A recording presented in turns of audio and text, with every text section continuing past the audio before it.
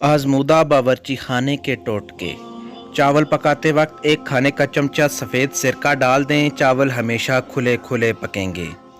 मटर को ज़्यादा अरसे तक रखने के लिए उसके दाने निकाल कर फ्रीज़ कर लीजिए और 12 महीने तक मटर के मज़े लें। चाय के खाली टी बैग आँखों पर रखने से आँखों की थकन दूर हो जाती है। सब्जियां पकाते वक्त पकने के दौरान आधा चमचा सिरका डालने से सब्जियों का रंग कायम रहता है। रोटी पकाने से पहले आटे को आधा घंटा के लिए ढांक कर रख दें। इस तरह आटा सही रहता है और उसके पेड़े ख़राब नहीं होते। अगर नालियां बंद हो जाएं तो तेज़ाब डालकर कुछ देर के लिए छोड़ दें। तमाम बंद नालियां खुल जाएंगी। कपड़े पर लोहे के जंग का दाग लस्सी से साफ़ किया जा सकता है। चींटियों से बचने के लिए शक्कर के डब्बे में 3-4 लौंग डाल दें। खीरा छीलने के बाद छिलके को कचरे में न फेंकें। उन्हें वाश बेसन, बावर्ची खाने की नाली और कोने खुदरे में डाल दें।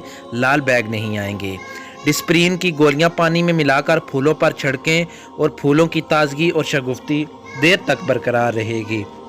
मछली पकाए जाए तो पूरे किचन में उसकी बू फैल जाती है। किसी बर्तन में उबले हुए पानी में 3-4 टीस्पून सिरका डालकर बावर्ची खाने में रख दें। बू ख़त्म हो जाएगी। अगर आपको ये वीडियो पसंद आई हो तो आप हमारे चैनल को सब्सक्राइब लाजमी कीजिएगा। अगली वीडियो में बहुत जल्द मिलेंगे। तब तक के लिए अल्लाह हाफिज़।